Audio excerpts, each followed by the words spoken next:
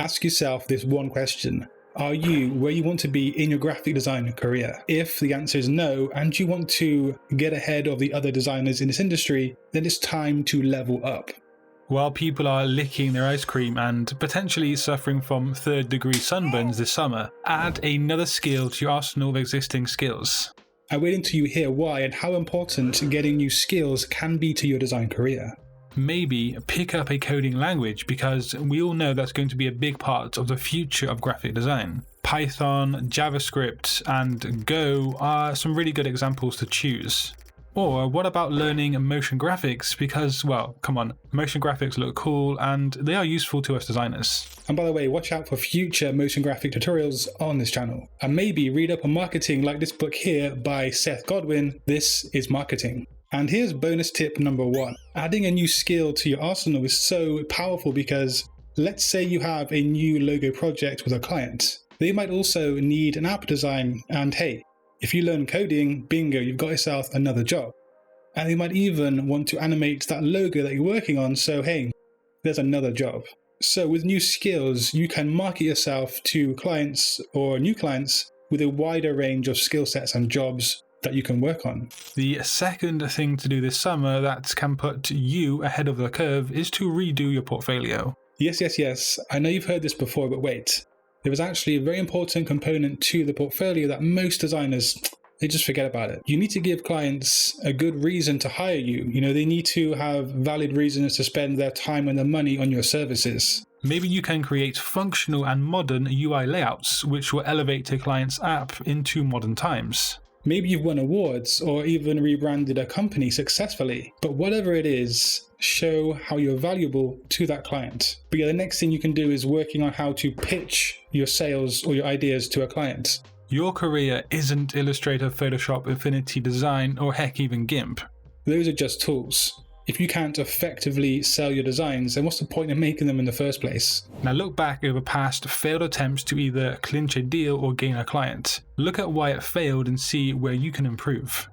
Maybe you didn't explain how your design solves the client's problem, or maybe it didn't respect the brief.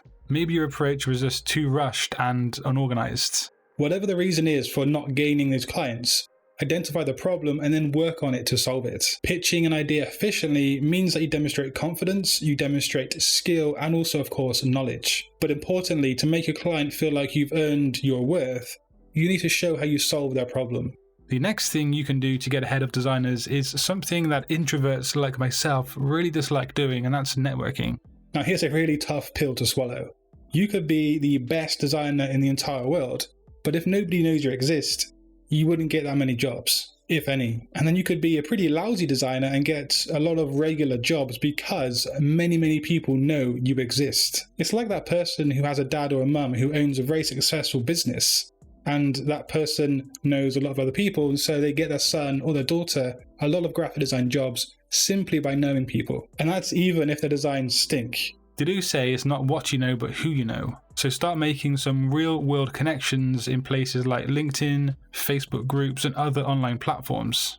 Also consider in-person conferences as well. And here is bonus tip number 2. One of the major upsides to networking and building relationships with people through networking is that if they're really busy and they trust you, they might even give you some design jobs that they can't work on, or because they haven't got the skills to finish that job. And of course, you have to have those skills too. At least 80% of freelancers out there fail to think in terms of business, and it does harm their career. When you start thinking about things from a business standpoint, wonderful things actually start to happen. You start to look for opportunities that you didn't see or even think about before. You find ways to leverage your skills and your time to make money, and also how to increase your presence online as a designer. Think less about the design side of things and more about the approach of how to sell your designs and sell yourself as a graphic designer. You will get ideas such as running promotions where you sell a logo and offer a business card for free, as an example, or consider creating an email list or even a fancy email template to send to potential clients. This can also carry over to people who work in design teams and, agencies and stuff like that. When you think in terms of a business mindset, you understand your role in that team, and then you can actually generate more revenue for that company. After all, it's money that we're here in this industry for in the first place. These are really a lot of things that designers won't even be thinking about this summer. Most people will be, following tutorials on how to design something, which isn't all that helpful when you think about it. Sure, it helps beginners get used to the software, but that's just a tool for making the ideas. If you're serious about your craft, then you need to learn and get to grips with this side of graphic design because it's really, really important. But hey, if you haven't got your fill of graphic design goodness, then just click a video on screen. And until next time, guys, design your future today. Peace.